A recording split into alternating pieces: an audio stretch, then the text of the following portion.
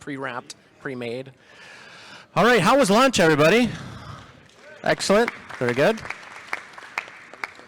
All right, so we're going to be in here till roughly 3 o'clock. Let me give you an idea of how this is going to work. We're going to do discussion with the panel again for about half an hour.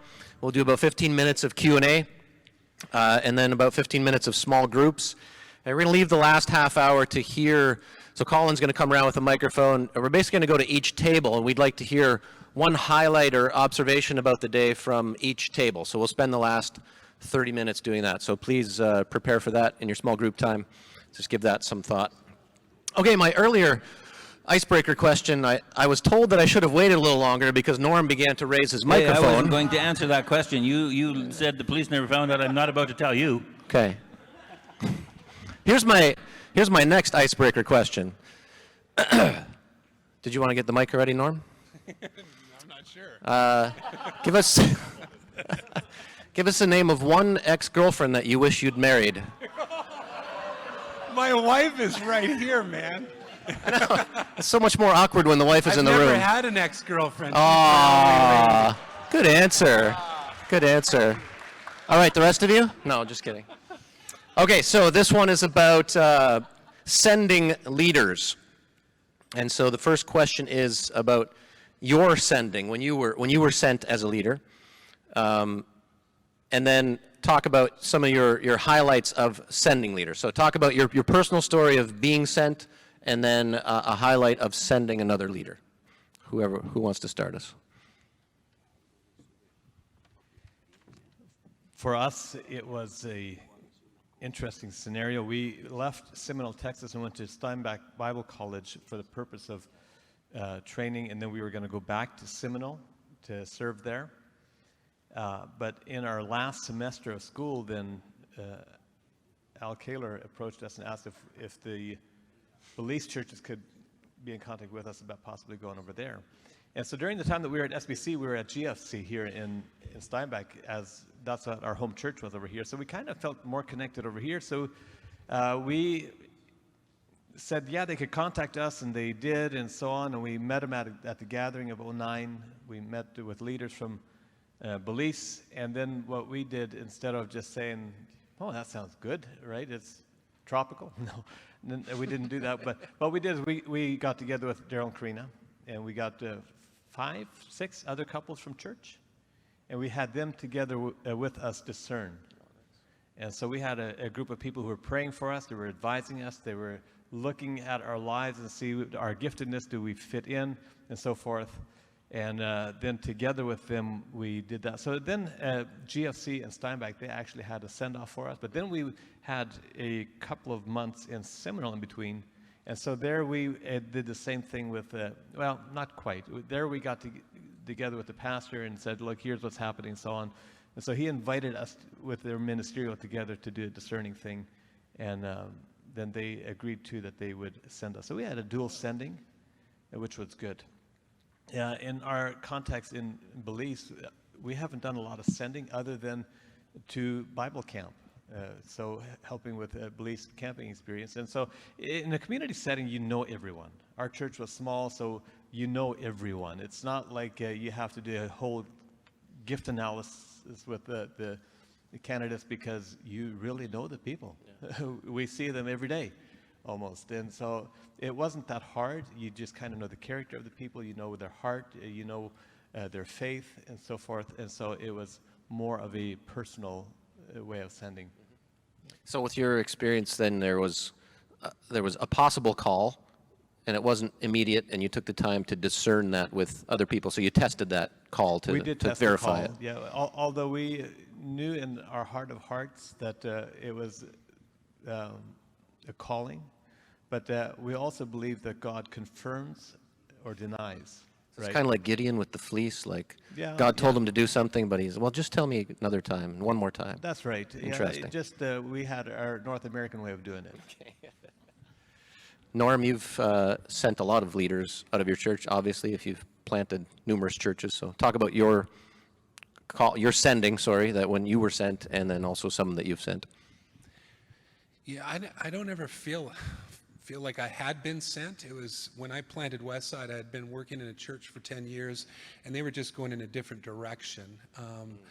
I was on a bit of a 2-year wrestle before it was affirmed that I needed to go and plant a church. And the church that I was at didn't plant us. They supported us, but we're not an official plant of them, although they've been very, like I said, very supportive of us.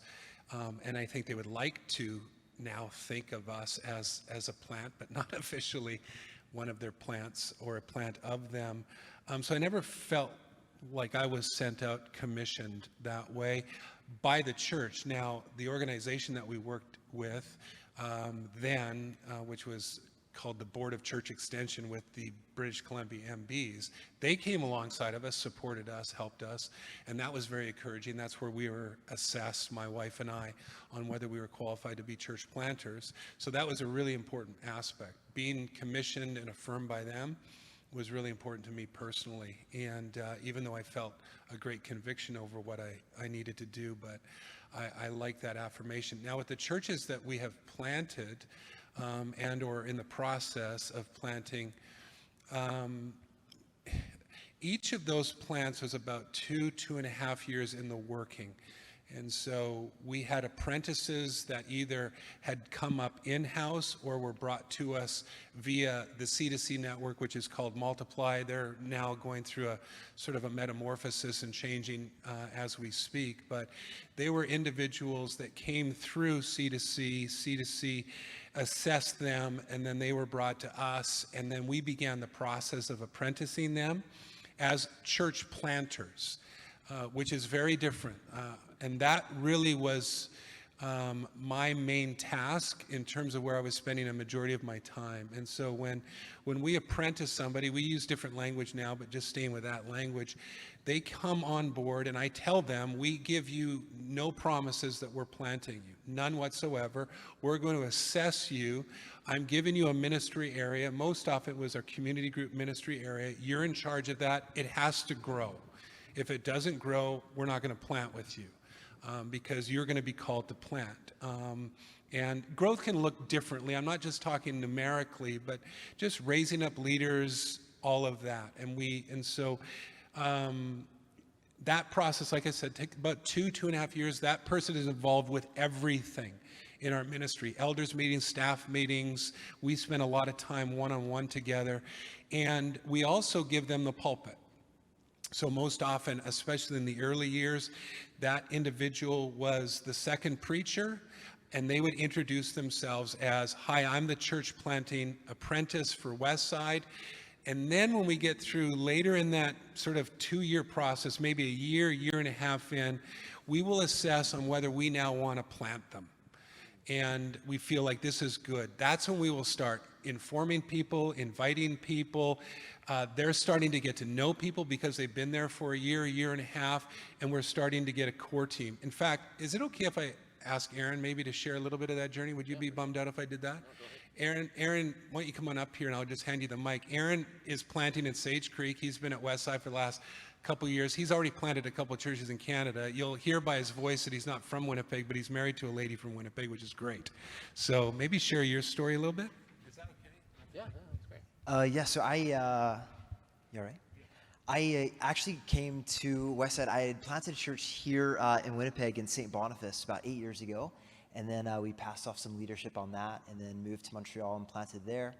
And did the same thing there. And then we were actually moving to Vancouver to plant in Vancouver. And then heard about Westside and how God was using exactly what Norm just said. And so we were like, man, what is the secret sauce that Westside is sprinkling on stuff like that, that we can learn from them and what God's doing in and through their ministry. And so I was working with a church planting network, but just joined at Westside and just said, I just want to learn what God's doing. And so I joined our host team. And so I greeted people at the door. It's like, hi, welcome, glad you're here.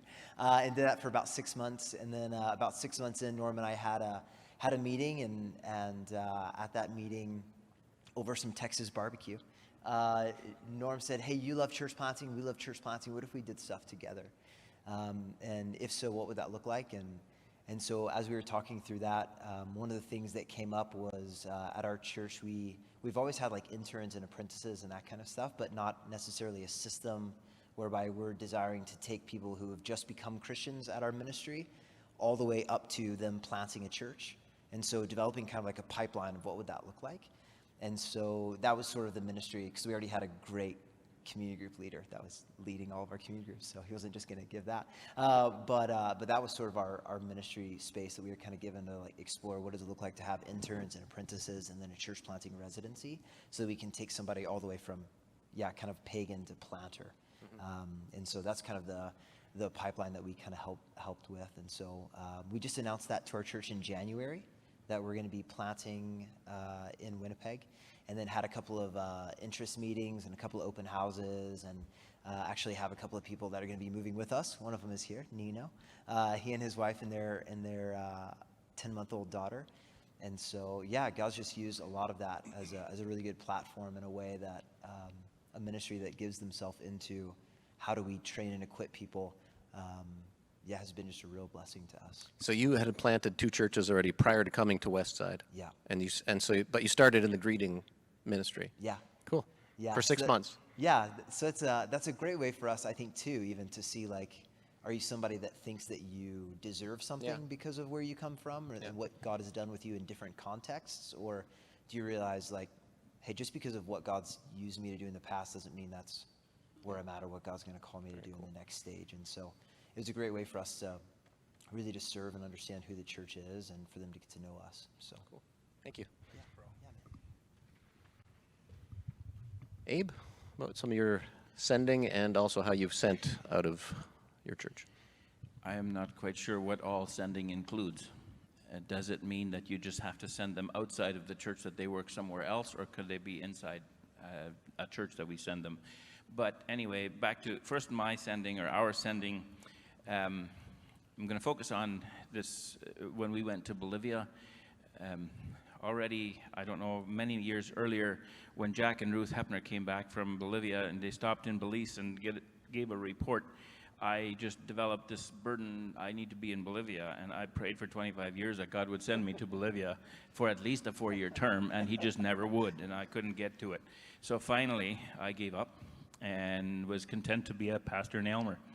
And I was that for a number of years, and then when we were on sabbatical for a couple of months, it was made possible for us to go to Bolivia for 3 weeks just to visit. And when we came back, I said, we've been there. We don't need to go back. And my wife had already heard the call before that, and she never told me. She figured the Holy Spirit was quite capable of telling me as well. And so she just let that happen until he told me. And to me, that was a very drastic revelation when we were in a missions workshop or whatever that was called in Leamington. And there, all of a sudden, the Holy Spirit convicted me that we would be going. And then within the week, I had 2 other people from our church leadership tell me they heard that exact same call at that exact same moment, and they used the exact same words that I heard. So, to me, that was very, very overwhelming, the support that was there. But then we had the conversations with leadership in the church and started that process, and the church officially sent us. They had a big service and all that, and so that's how we were sent, and we feel very supported by the church, and we feel very much that Aylmer is still our home church, and we are very fortunate to have that support. Have we sent somebody? Well, we haven't. I don't recall that I've been involved in sending anybody outside the church, but to place leaders inside the church in various settings I've been involved in, and I think the way I see that happening is that we disciple them, we grow them to a relationship with Jesus Christ, and where we give them opportunity to serve and to start leading and watch how they do this, and slowly give them a little bit more than they're comfortable with, so that they stretch and develop them, and eventually they then go on to leading others to do the same thing. And so that's, I guess, very shortly where my involvement in sending leadership. Yeah, it's a very exciting and encouraging process when you hear that call and then you realize that others in the church are hearing and seeing the same thing, and then you can have a send-off that's just this joyous celebration. Yeah. Para mí, un punto importante para enviar es la confianza. For me, one of the things that's really important for sending out is confidence or trust. Cuando empecé en el liderazgo tenía como 20 años When I started in a leadership role, I was about 20 years old. y yo siempre repetía ese versículo que dice que ninguno tenga en poco tu juventud. And I always repeated the verse to myself that says, let nobody look down on you because you're young. Porque la mayoría de las personas mayores a veces les cuesta confiar en los jóvenes. Because for older leaders, it's one of the things that's tough is to trust the younger leaders.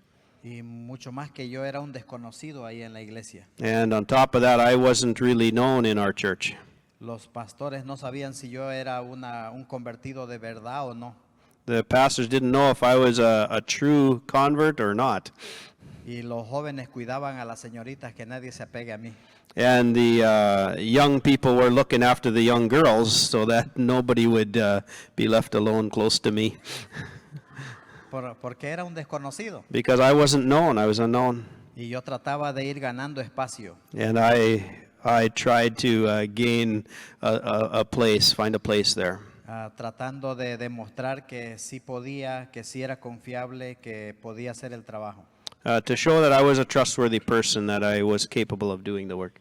Y recuerdo que una vez me dijo el hermano Juan Klassen, I remember one time John Clausen said, no te preocupes si las personas mayores confían en ti o no.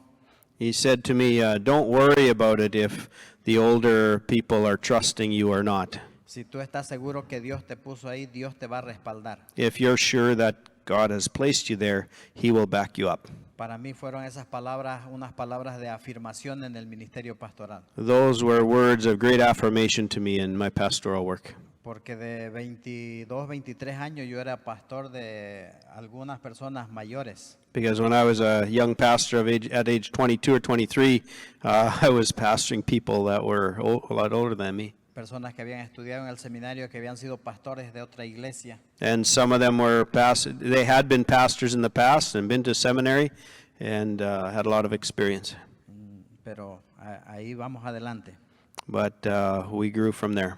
Y muchas personas cuando venían a buscar al pastor no la creían que yo era el pastor. When people would come to church and look for the pastor, ask for the pastor, they didn't believe it that I was the pastor there. No, yo quiero hablar con el pastor, decía. Said, no, I would like to speak with the pastor, Y they'd say. los ancianos decían, él es el pastor. And the older people in the church would say, no, he is our pastor. Ya. Confianza. Trust. Si vamos a enviar a alguien, nosotros tenemos que confiar. If we want to send others, we need to have trust in them. Esa persona puede ser que le va a ir bien, puede ser que le va a ir mal. It could be that things are going to go really well with that person, or things could go badly. Pero tenemos que afirmarlo en todo momento y ayudarle si está errado. But we need to affirm them always and also correct them when they're wrong. Pero la palabra clave para mí es confianza. The key word for me is confidence or trust. We'll do one more and then we'll go to Q&A, and I'll kind of mash together a couple of questions here. So the third one is, how do you know when a leader is ready for sending? But assuming that you've made one or two mistakes along the way, what did you learn from your sending mistakes? Norm, I don't know if you had any maybe aborted church plants that you thought you were going to be sending someone out and you had to kind of pull that back, if you could say something about that. Yeah, we had one apprentice back in the day that we let go. Again, I always want to remind people we're evaluating on whether they're a church planter, not whether they're just a pastor, not just, but a pastor, or someone be great in ministry. We're assessing them on that level. As far as church planting work, we want to train up people who will do all sorts of things lay-wise and as a vocation or a career, what have you. But yeah, we had an individual that early on we had already planted one church, but we're looking at planting a second. And we had this guy in, and it just didn't work out. Just didn't think he was ready to plant yet. But again, nothing really negative. It's just that qualification. What do we use for it? If we're going to plant a church, they have to meet the qualifications of an elder, because they're going to be the elder of that church. So if they don't meet the qualifications of 1 Timothy 3, we won't plant them. So that's a key part of it. What does the journey look like? I use the word neatnik a lot. We're really looking at neatnicking them, meaning we're getting down to the nitty gritty, because although we continue to grow and mature in Christ as we go along, hopefully we do. That's the promise. That's our chief aim, Philippians 3. But there's also an aspect of church planting, eldering, or whatever you call your leadership structure. It's not really a place that can be used for self-discovery. Like, there are things you have to be really firm in, right? You have to have strong convictions. This isn't a place, you're not playing church, hey, let's spitball this, spitball this. So you have to have firm convictions. I also never have never proposed to the body or to our elder team, raising up an elder or a church planter until I've gone through a hard season with them. I want to know what they're like when there's conflict. I want to know what they're like when I say, you were wrong, or I didn't like that, or smarten up, or what have you. I want to know how they react to that. I want to know what they're like in a trial and a tribulation, because that's where our character is shown. And so, and you know this as well as I, church just brings hard times up. And so how do they deal with that?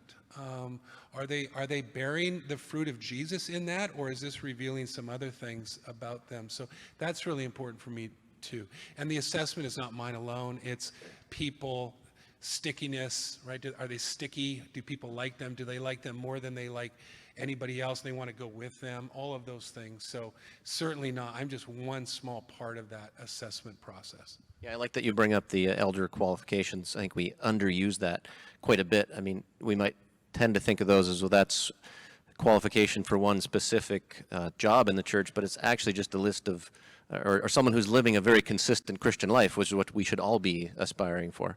So to use that, you know, as the grading or the qualifications is good. Yeah. How do we know when they're ready? How do you know when they're ready? That's a big question, right? Yeah. When I look at the example of Jesus, Matthew chapter 5 through 10, he spent 3 chapters where he's instructing, teaching, the Sermon on the Mount, teaching. But then when you look at chapters 8 and 9, he's serving with them.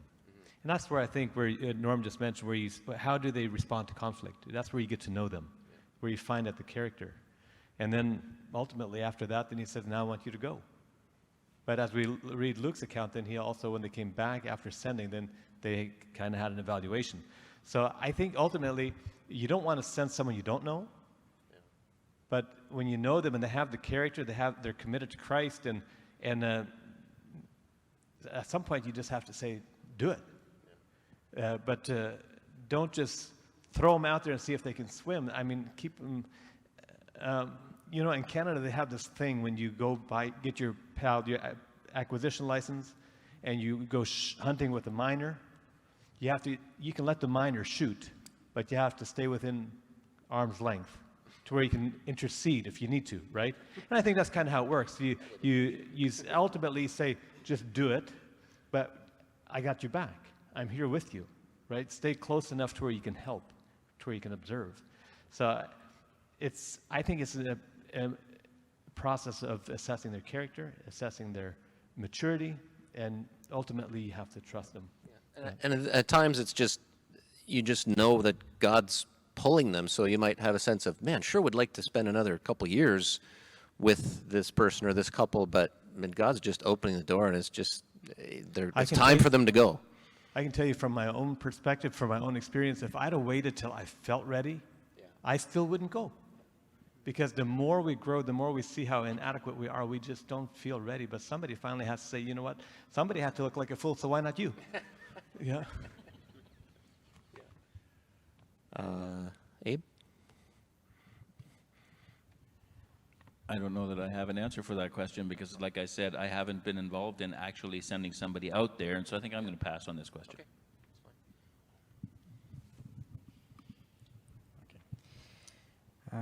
Yo diría que debemos estar seguros que es una persona llamada I would say that we need to be sure that this is a person that has a sense of call para cumplir la tarea que le vamos a designar. to fulfill the work that we're going to be assigning them to. También tiene que ser una persona que sea sometido al proceso. Also needs to be a person that's willing to submit to a process. Lo vimos que pasó la prueba. We see that they passed a test. Tuvo algunas situaciones quizás ahí donde tuvo que demostrar madurez en su carácter, en su vida espiritual. We want to see that there have been situations that have caused them to prove that they can go through trials and where their character's been tested. Lo hemos visto en momentos difíciles y lo hemos visto que ha sabido salir adelante. We want to be able to have seen them in difficult circumstances and able to see that they can continue forward through that. Sabe mantener el control de su vida. This person is able to be self-controlled in their life. A mí me gusta mucho motivar la movilización, especialmente de los jóvenes. I love to be involved in mobilizing people, especially young people. Y yo digo siempre, es bueno arriesgarse. I always say it's great to take risks. Y cuando a veces las cosas salen mal, And when things turn out badly, tendemos a veces a no hacer más ese tipo de actividad. our tendency is to not do more of that same activity. Pero es parte de la realidad. But that's part of reality. He tenido jóvenes que han ido de misioneros a corto plazo y han tenido que volverse inmediatamente. We've had young people go out on short-term experiences and that have had to come back immediately Porque han habido esposos queriendo agarrarlo para meterlo preso. because there were, a ver, no sé si Han lo, habido esposos, porque bueno, no han tenido una buena vida, ¿no? Entonces han habido Okay. esposos que querían meterlo preso al joven porque estaba andando por donde no debe andar. okay. So there have been, when we sent them out, and there have been people that have wanted to take them and imprison them because they haven't been walking very well. They have not good behavior. Son decepciones que nos toca pasar.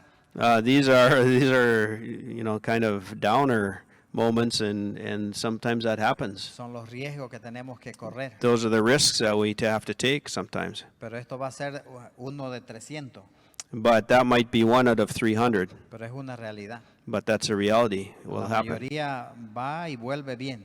The majority will go out and come back well. Y algunos inclusive, vamos a decir, enviamos 10, de los 10 vemos 2. And we might, let's say, we'll send out 10, and out of those we'll see 2 para darle desafíos mayores. that can continue on to even greater challenges. Tenemos una muchacha que se fue enviada a Bolivia por 3 años, primero 6 meses.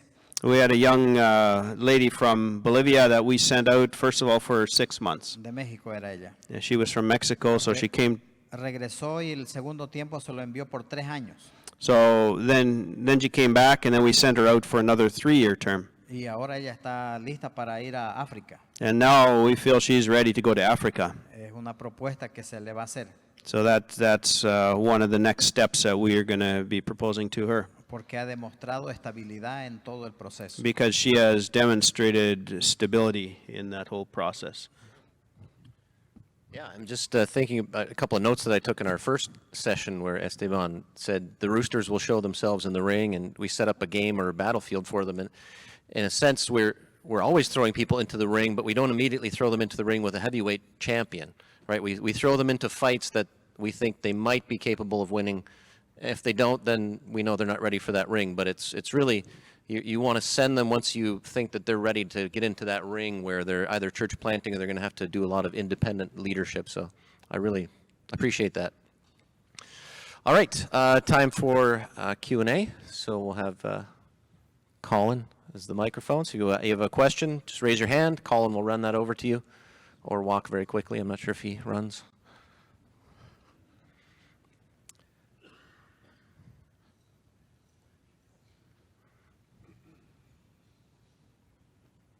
Dead batteries? All right.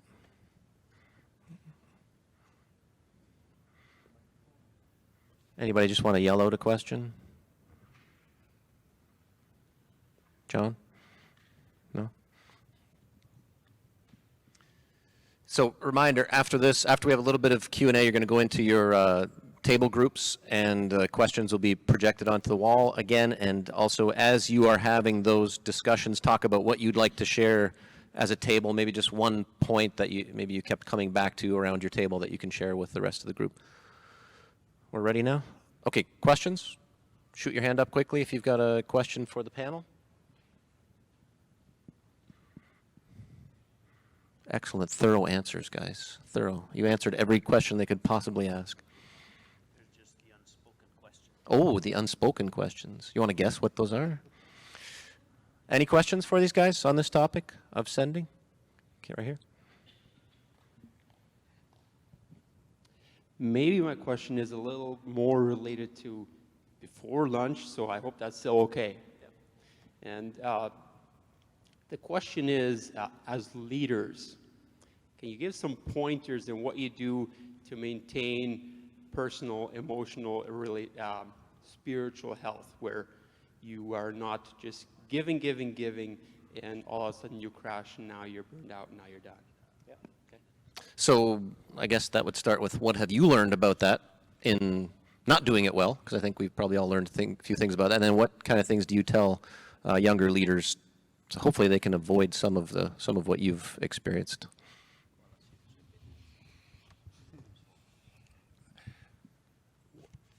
It certainly begins with you guarding your own personal time with Christ.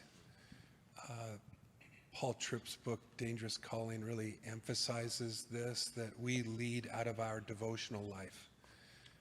We, as I'll address tonight in our session, our first and primary call is to abide in Christ, for apart from Christ we can do nothing.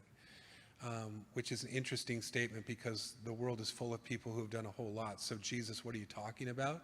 So what does he mean by that? So you have to jealously guard your time with Jesus, wherever that look. You have to give Jesus your best time. You can't give your people your best time. Your people will be served by you giving yourself to Jesus, and whatever that looks like. For me, it's early mornings, and it doesn't mean that every day is the same, but it goes there. You need to vacation well.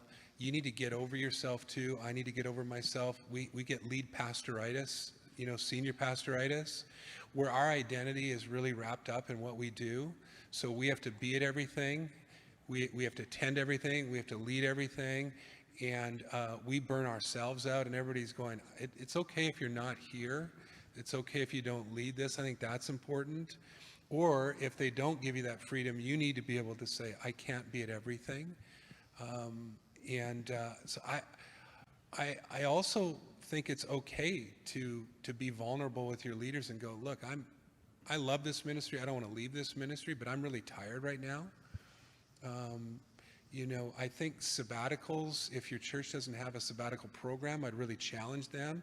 Stats show one of three things happens at years 6 to 8 in every pastor's life, senior pastor's life. That is, they either quit, they either go to another church, or they resign themselves to taking this as a paycheck. High majority, years 6 to 8, right when a sabbatical should happen. And so it's far more feasible, just from a monetary standpoint, for a church to go take a break for a couple of months and come back. You'll be well served, they will be well served. In fact, it'll save everybody a lot of money. If they have an issue money-wise, the amount of money it costs just to get a replacement far exceeds allowing you to go away and stockpiling the pulpit for 12 Sundays or what have you. So I think those are really important. It begins there. There's obviously other practical things, and I'm the biggest hypocrite. Obviously your health and all of that, and proper sleep and all of that aspect is really important. And I'm, many fingers pointing back at me at that, but be okay sharing your weaknesses, right? So I'll talk about that tomorrow night. When we're weak, that we are strong. Your sufficiency comes from him. Your strength is in the strength of the Lord, and all of that. So that I would encourage you that way.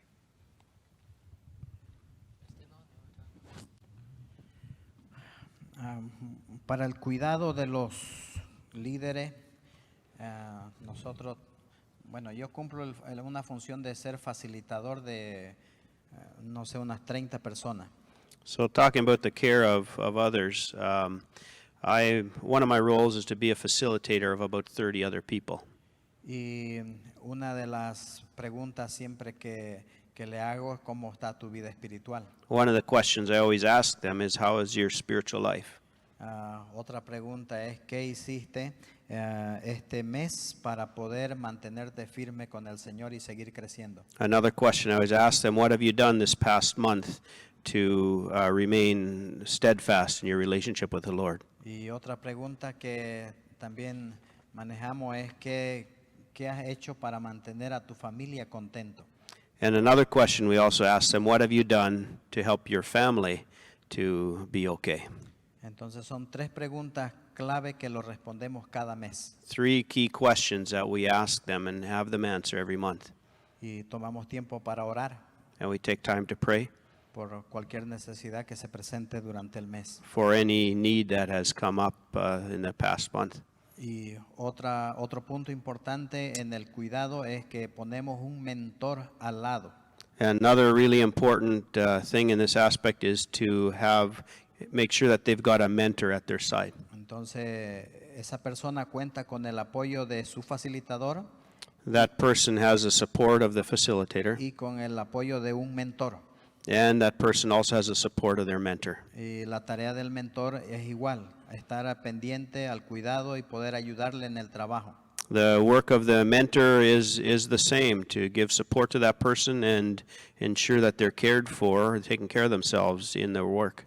Y muchas veces las personas que mentoreamos son de otros países.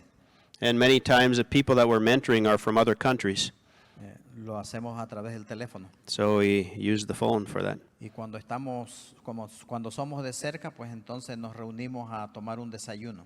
And when we're closer, we'll get together for breakfast or something. Y en alguna ocasión entonces compartimos con la familia. And then some of those times we get to actually share that time with their family as well. Yo creo que para lograr un buen cuidado, I think in order to take good care of them, no solamente debe existir una relación de jefe a discípulo, there not only needs to be a relationship of kind of the boss to the disciple, so to speak, sino que tiene que haber una relación fraternal de amigo. there needs to also be a friendship there Entonces podemos llegar más allá, so that we can get further that way. podemos tocar áreas sensibles. We need to be able to speak into sensitive areas of their life as well. Either one of you have anything to add to that? For me, part of that is that I need to guard 1 day a week. This is my day off. And I've got to watch that carefully because there's always somebody who's got an agenda for that day. And so I have to be very, very careful that I take 1 day a week off. And I've told the church clearly, this is my day off. And even if I'm at home, I'm off and I'm not available. Unless it's a life and death situation, then I'm always available. But other than that, I'm not available. And that is sometimes difficult. Our church has been really good, but sometimes that's difficult. But I watch other pastors who are not doing that. They just work whenever there's something to do, and it seems to me that we never get it done. So there's always something to do. And so I fear for them because they aren't having this 1 day a week. And I think God created us in such a way that we need 1 out of 7 days off of our normal time. And so I think that's the right thing to do. I would just say that if we as pastors aren't disciplined enough to guard ourselves, then maybe we need to have the church council step in and say, here's boundaries.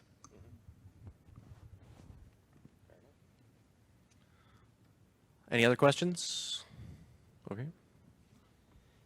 Yeah, I really appreciate these answers you just gave right now to guard the inner life of the leader. So really appreciate that. My question is, we've talked a lot about leaders, mainly the top pastor, the head pastor sending him out. But what about, the top pastor? He's got certain gifts, apostolic or something like this. But what about the guys that come around him and sending out people, let's say as a team or people that come around him to round out this maybe rough-edged pastor or something like that. What about that, sending some people out that maybe don't have the exact same apostolic gifts? What about that?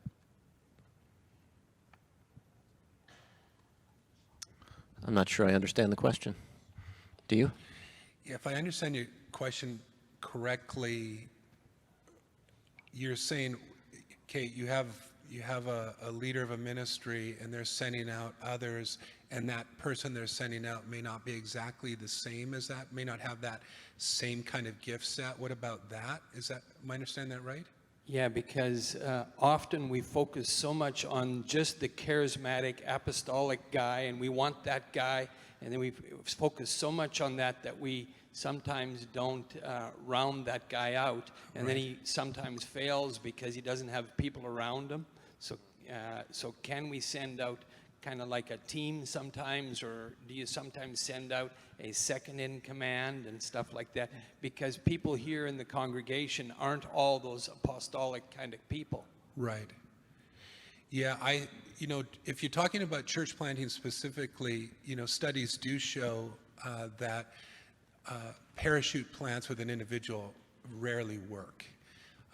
And so if you can send out a team, obviously the numbers support greater success, whether that team is just full of lay individuals, or even if you have the great advantage of sending out a team of 2 or 3 that are actually all on the ground working it.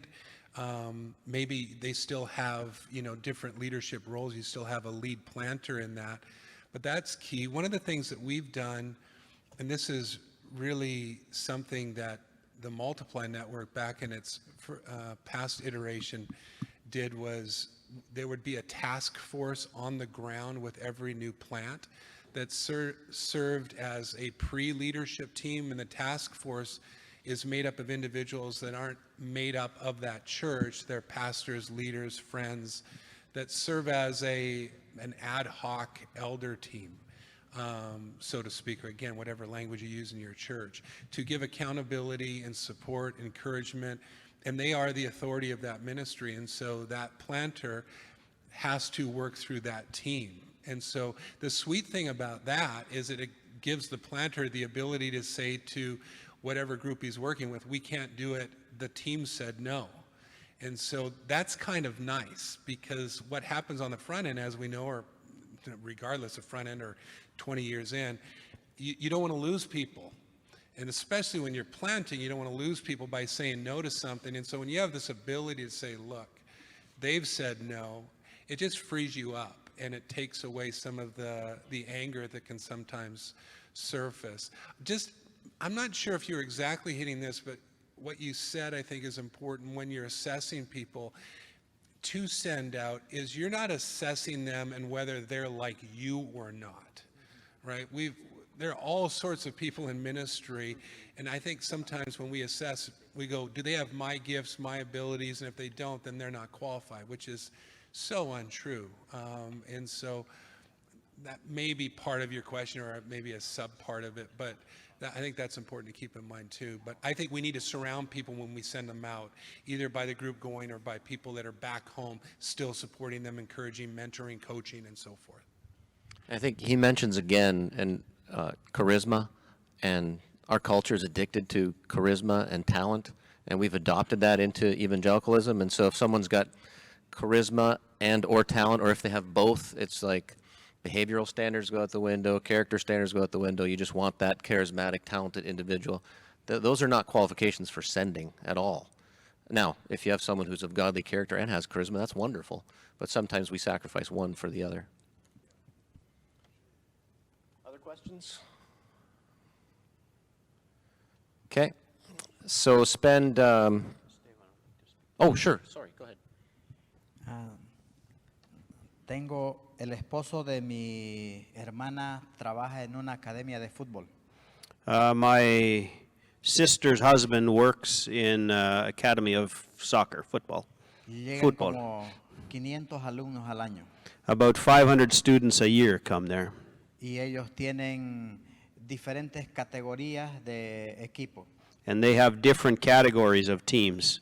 y envían equipos a jugar en todos los campeonatos que pueden. And they send out teams to participate in all of the championship events or all of the, what do you call it? Empezando de Tournaments ajá, possible. de los barrios locales, Of it? o sea, de los pequeños pueblos. Okay, so send them out to the small towns and communities where they have small tournaments. Y también envían a los campeonatos mundiales. And they're also sent out to the world tournaments, Y ellos organizan international. un campeonato mundial. And they also are the organizers of an international soccer tournament. Entonces, tienen 500 personas, proveen lugar para que cada uno pueda demostrar su potencial. And so they have 500 students, and they provide opportunity for each one of them to be able to show their potential. Y tienen personas que están mirando a quienes van a seleccionar And they have people that are watching which one of those players they want to choose. y los ponen en lugares aparte. And those are set apart, some of those players. Y en algunos casos los venden, han jugado en equipos europeos y todo. And some of those players end up being sold out or bought by European teams and others.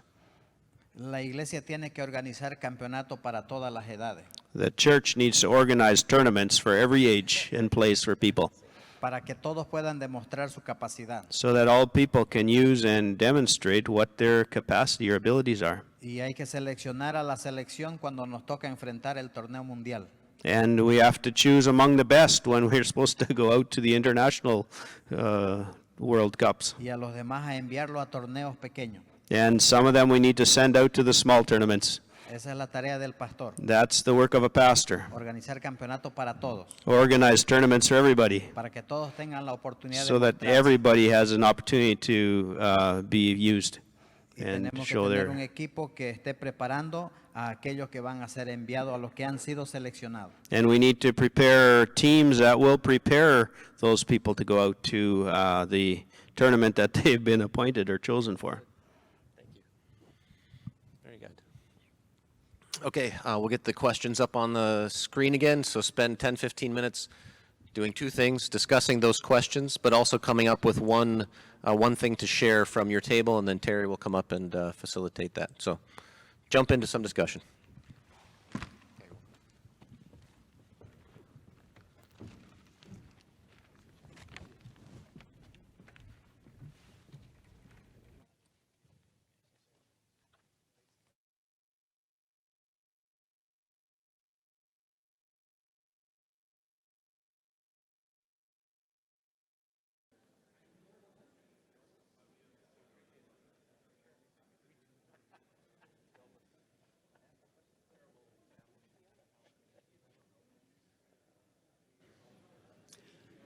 All right. I suspect you will not have completed all the questions, and that's okay. If you want to take them down, and if they spur you on to thinking about identifying, training, and sending in the days, weeks, months into the future, then do that. Maybe take that back to your leadership and do some discussing of these kinds of questions. Hopefully and that was kind of the purpose of the panel. The purpose of the panel is to give some answers or some perspectives, directions, but it's also to generate some ideas and thinking about what can we do to identify, train, and send leaders, and how can we do that next. In fact, Michael and I were just talking about, we've already got 2021 planned, the Ministry Leadership Day for 2021 planned. We haven't told Lynn yet. But we said, you know what, we should put the young leaders up here next time and get them to present their perspectives, and have the older leaders grill them with questions and see how that works. No, but look at the future of leadership. It wasn't meant to be a joke. It was actually saying, let's look at the future of leadership as well, both men and women, and see where God is taking them as well. And we realize that almost 50% of the leaders that are here are women. We've been talking about pastoral leadership primarily in church planting, but we realize that leadership works in the church not just among men. And so that's one of those perhaps neglects that we had as part of the discussion up front here, but we certainly want to acknowledge that leadership development happens for men as well as for women. And maybe you want to reflect on that as part of your table discussion or your table responses. As we were talking about identifying, training, and sending leaders, I had an aha and realized that as a pastor of a church of 100 people, in 5 years, I counted that we had identified, trained, and sent 105 people in those 5 years, sometimes in as quick as 3 weeks.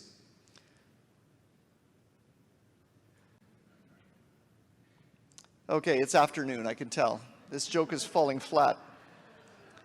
We ended up with about 75 people in church at the end of 5 years, and we identified, trained, and sent about 105 of them. You do the math, it's not going to work out very well.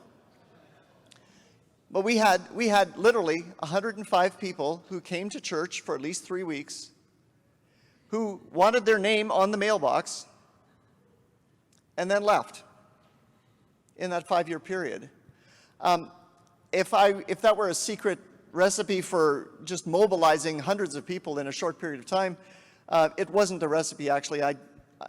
That's why I'm not a pastor today. That's not the kind of identifying, training, and sending that we want to do.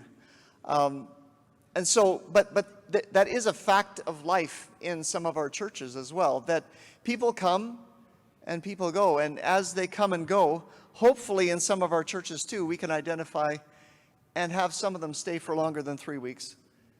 And to realize that God is taking them on a journey where we can actually train them and send them in a meaningful way. There's plenty of opportunities there, I think. So here's your feedback session. What we'll do, Colin will be very quick. He will exercise his gift of speed.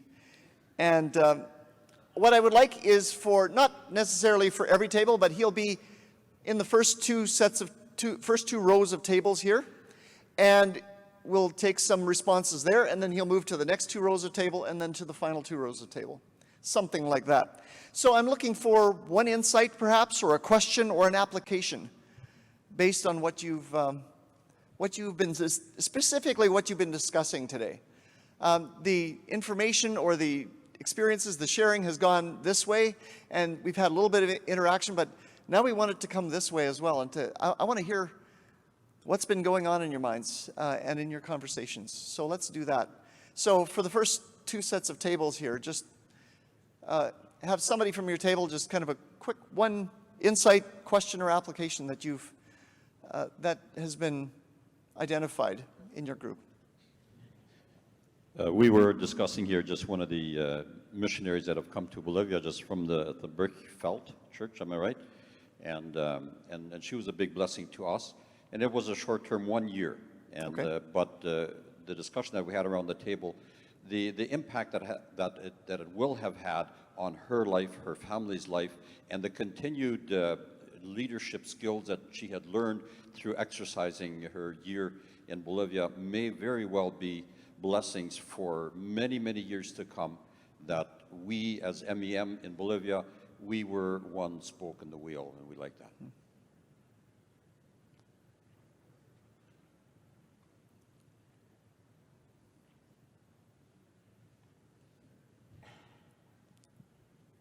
So I guess for our table, we talked a lot about just in terms of the sending, and even though, like you said, the conversation on stage was a lot about church planting and kind of from a pastor-elder sort of perspective, even in terms of broadening the way we view that and really finding ways to affirm the way we are commissioning and sending people regardless, I guess it was mentioned, whatever tournament we're playing in or wherever that looks like, or even, it could look like something like Marketplace leadership for Christian people, even if it's not in a directly church sort of setting, but whether it be education or in business, that we are sending and commissioning people into ministry, and that's sending and just taking that seriously in a way too, which I think is some of the thoughts anyway we were discussing. Our church did a Labor Day service 1 year. It happened to be Labor Day on that Sunday and that weekend, and I remember us doing some kind of a commissioning or something of Marketplace people, and I remember that some of the people who had seen many missionaries and pastors kind of in been commissioned, or camp workers and those kinds of people being commissioned in their church, they so much appreciated the fact that their ministry in the marketplace was also validated, and their leadership there was. And so, yeah, thanks.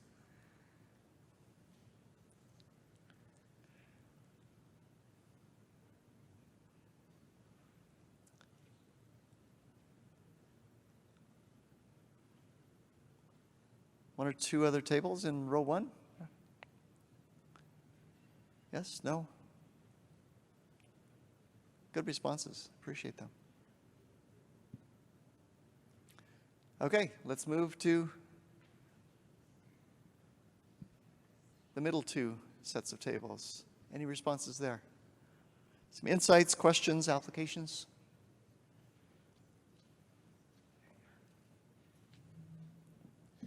I think just 2 words, the intentional, being intentional, keeping our eyes open for the potential for leadership, and then mentoring or the walking alongside of how important. I think that's the things that I think I've been, and maybe we've been talking about as a table as well, just being intentional, but then, making sure that we're walking alongside of these leaders, that we're not just kind of giving them work to do and then, just leaving them on their own.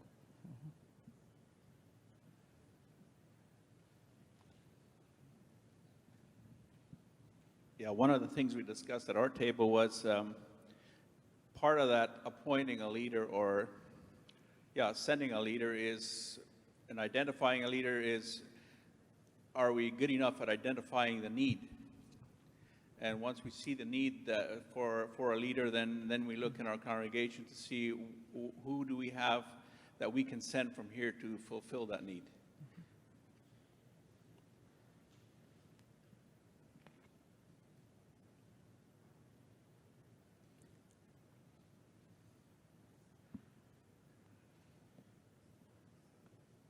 We just talked about, or one of the things we talked about, we appreciate the emphasis on the model that we see in Jesus Christ, where he spent a lot of time with the people, with his disciples. He sent them out for a little bit. He brought them back to debrief and sends them out again. He gives them an opportunity to make mistakes, try again, and go on. So thank you for that.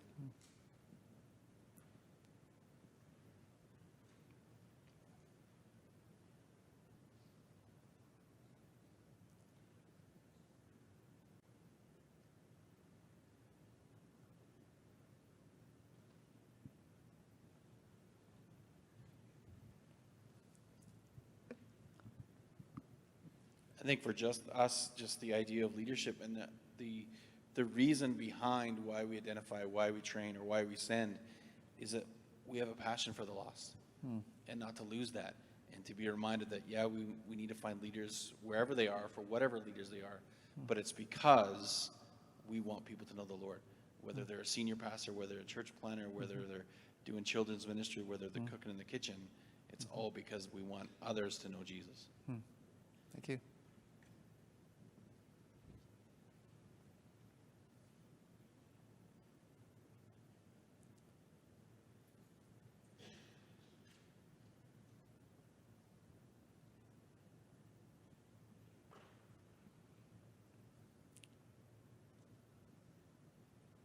Colin, you have the last word.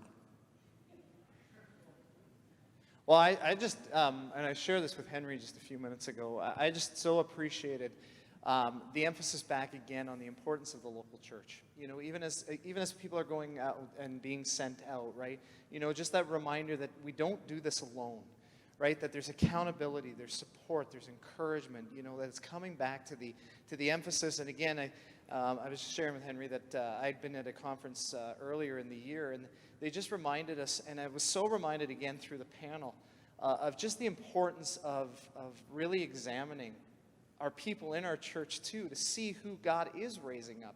To be, I think Peter, you may have said earlier, but the importance of intentionality, of really looking and really seeking the Lord's face on who he's raising up as leaders in the church. And so I really appreciate it again, just the reminder of the importance of being the local church and the importance of being connected to that local church again.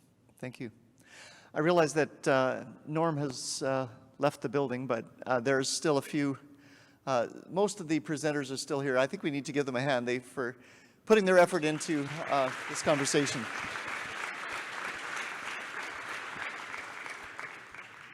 And Colin, if you could give Michael the mic.